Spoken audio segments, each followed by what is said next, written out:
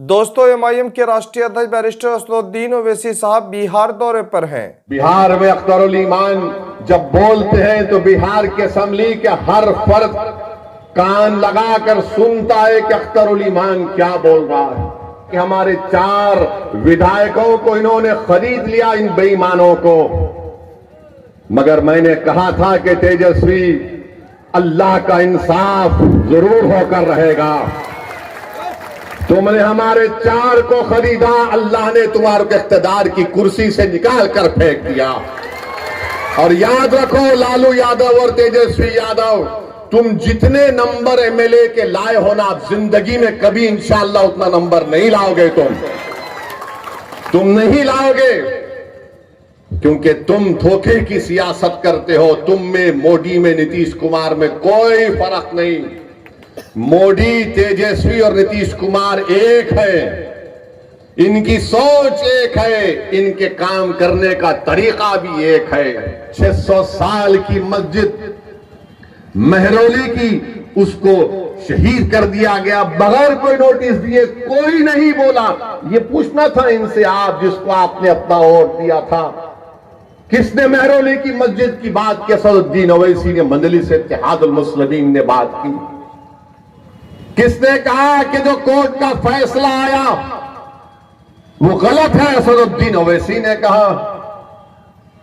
जब कर्नाटका में हमारे बच्चियों से हिजाब छीन लिया गया, किसने कहा? मजलिस ने कहा। बताओ, जब सब मजलिस करती है और कहती है तो ये लोग बोलते नहीं, ये मिले हुए हैं। अरे भाई, हम कहां मिले हुए हैं? तुम मिले हुए हो। तुमने नीतीश कुमार का साथ दिया तो आज बीजेपी सत्ता में है बिहार में। मैंने नीतीश कुमार को मुख्यमंत्री नहीं बनाया, तेजस्वी और लालू ने बनाया।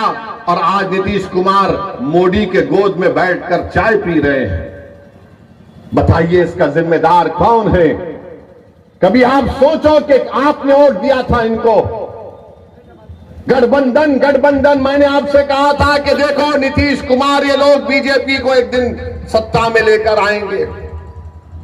मैं बार बार आपसे कहता रहा, मगर आपके दिलो दिमाग पर गठबंधन का एक जादू छाया हुआ था। नहीं ओवैसी साहब, गठबंधन, मैंने कहा ये गठबंधन नहीं है, ये दोबारा सत्ता दे देगा बिहार में आरएसएस को, बीजेपी को। बताओ अब कौन जिम्मेदार है? मेरी शिकायत आपसे है, मेरी शिकायत तेजस्वी, नीतीश, मोदी से नहीं है। मैं आपको अपना समझकर, अपना बेटा समझकर, अपना भाई समझकर, अगर मैं गलत कह रहा हूं तो मुझे माफ कर दो। मैं आपसे शिकायत करने आया हूं। मैं कहां पर शिकायत करूंगा? मैं किसके सामने जाकर अपनी बात को करूंगा? मैं तो तुम्हारे घर पे आऊंगा ना। तुम्हारा घर मेरा घर है, तुम्हारा घर अकेला तुम्हारा घर नहीं है। इसलिए मैं बड़े फख्र से कहता हूं कि सीमांचल का हर घर असदुद्दीन ओवैसी का घर है। सीमांचल के हर नौजवानों के ख्वाब को पूरा करना अख्तरुल ईमान हमारी जिम्मेदारी है। इसीलिए मैं अपनी शिकायत तुम्हारे सामने रख रहा हूं। सोचो मेरी इन बातों को। अगर इसमें सच्चाई है तो हमारा साथ दो। अगर तुम समझते हो झूठ बोल रहा है तो ठीक है। मैं जो कुछ कह रहा हूं, मेरा रब जानता है कि मेरी नीयत क्या है। अरे, हम इलेक्शन लड़ते हैं तो वोट काटने के लिए लड़ते हैं। आज आपने देखा, आज मीडिया वाले हमको बता रहे थे, हमारे दोस्त, कि लालू यादव ने कहा कि अभी भी हमारे दरवाजे नीतीशवा के लिए खुले हुए हैं। लालू ने कहा कि नीतीश के लिए हमारे दरवाजे खुले। लालू जी, पूरा घर ही दे दीजिए, नीतीश को बचा क्या है अब? हमारे घर के, आपका घर कहां रहा लालू जी? आप तो पूरा घर दे दिए। उस घर में अब नीतीश और मोदी बैठकर चाय पी रहे हैं। नीतीश के लिए हमारे दरवाजे खुले हैं, अख्तरुल ईमान के लिए घर के दरवाजे बंद हैं। क्योंकि अख्तरुल ईमान सच्चाई को बयान करता है। आप बताइए, किस तरह आपके वोट का गलत इस्तेमाल किया गया? अगर मजलिस इत्तेहादुल मुस्लिमीन के बिहार के विधानसभा में 5 की जगह अगर 12 विधायक जीत कर जाते तो मोदी हुकूमत नहीं करता बिहार में। अब के बार वो गलती मत करिए, 10 से 12 विधायक हमारे कामयाब करिए। पल्ला आपके साथ होगा, आप जिसको बोलेंगे मुख्यमंत्री रहेगा, जिसको आप बनाना चाहेंगे वो बनाएगा। मगर आपने बरसों इनका साथ दिया। अरे कितने साल, कितने 12-14 साल राजद की सरकार अख्तर भाई, 15 साल, 15 साल।